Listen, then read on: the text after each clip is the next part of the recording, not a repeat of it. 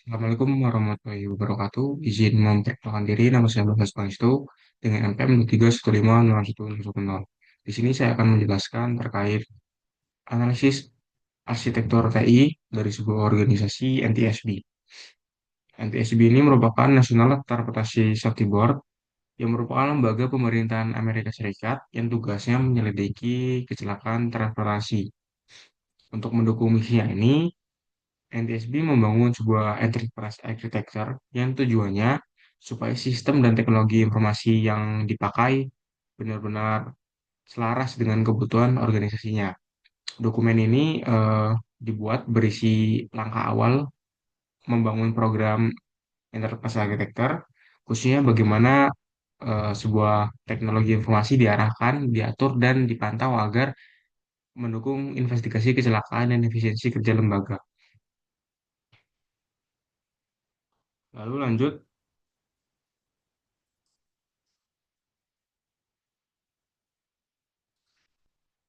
di sini ada Enterprise Architecture Life Cycle Framework-nya yang terdiri dari tiga elemen utama, yaitu architecture, investment, dan implementation. Tiga fase ini merupakan rangka yang menyatukan berbagai siklus hidup teknologi informasi dan bisnis lintas unit yang berjalan iteratif multi tahun.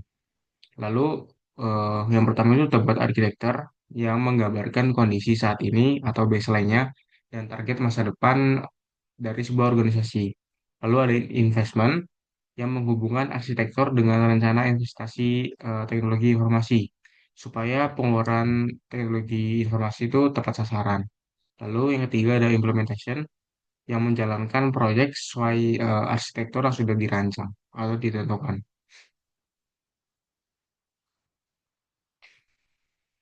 Lalu di sini juga eh, terdapat FEA atau Technical Reference Model TRM dari organisasi NTSB ini yang merupakan model yang menjelaskan bagaimana layanan teknologi informasi ini diorganisasikan dari akses user di luar organisasi sampai ke sistem internal. Bagian-bagian utama dari diagram ini yang pertama itu terdapat service access and delivery di sebelah kiri atau bisa disebut juga di sini ada external environment yang fungsinya itu sebagai interaksi dari luar organisasi. Misalnya publik, publik, mitra atau lembaga lain. Komponennya juga terdapat yang pertama itu ada akses channel, jalur akses, web browser seperti mobile, kios dan API, lalu ada delivery channel yang merupakan cara penyampaian layanannya seperti email, web portal atau aplikasi. Ada juga service requirement sebagai syarat layanan. Lalu ada service transport em, yang berupa mekanisme transport seperti HTTP dan HTTPS. Lalu ada juga service platform infrastruktur di bagian bawah yang menyediakan infrastruktur server, jaringan, hardware, sistem operasi, dan sebagai fondasi. Lalu ada juga komponen framework, disebut juga NTR architecture. Ini kerangka komponen aplikasi yang dipakai di service platform.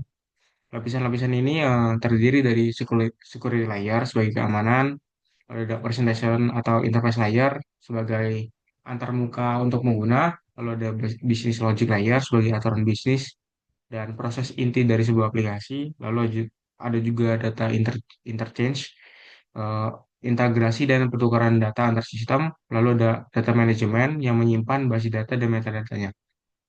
Lalu ada juga service interface and integration bagian kanan yang menghubungkan platform layanan dengan sistem internal seperti back office dan negasi aset. Ada juga komponennya seperti service interface, API, dan service integration seperti middleware, adaptor, dan integrasi aplikasi. Lalu ada juga demilitarized zone bagian tengah atas yang merupakan area buffer untuk akses komponen layanan dari luar, tapi dengan kontrol keamanan yang ketat. Lalu ada internal environment yang merupakan sistem lama atau legasi aplikasi back office di dalam organisasi yang diintegrasi dengan platform modern melalui service interface. Lalu dapat disimpulkan juga dengan dokumen eh, Enterprise Architecture NTSB ini menunjukkan bagaimana sebuah lembaga pemerintahan Amerika Serikat membangun fondasi Enterprise Architecture untuk mendukung misi keselamatan transportasinya. Dari keseluruhan dokumen, bagian yang paling menonjol dan relevan dengan tugas ini adalah arsitektur teknologi informasi. Arsitektur teknologi informasi di NTSB itu dirancang supaya menyediakan infrastruktur layanan yang kokoh, lalu juga supaya mendukung integrasi dengan sistem yang lama, dan yang paling utama itu menjamin keamanan dan keterhubungan dan kontrol akses yang ketat. Jadi, arsitektur teknologi informasi dalam dokumen ini eh, merupakan bagian dari strategi manajemen perubahan di organisasi NTSB. Teknologi informasi bukan sekedar pendukung, melainkan instrumen inti yang paling eh, terukur dan terintegrasi dengan aman dan mampu menyesuaikan diri dengan kebutuhan investigasi transportasi di masa depan. Mungkin sekian penjelasan analisis teknologi arsitektur teknologi informasi untuk perusahaan atau organisasi NTSB. Lebih dan kurang saya mohon maaf. Saya kira wassalamualaikum warahmatullahi wabarakatuh.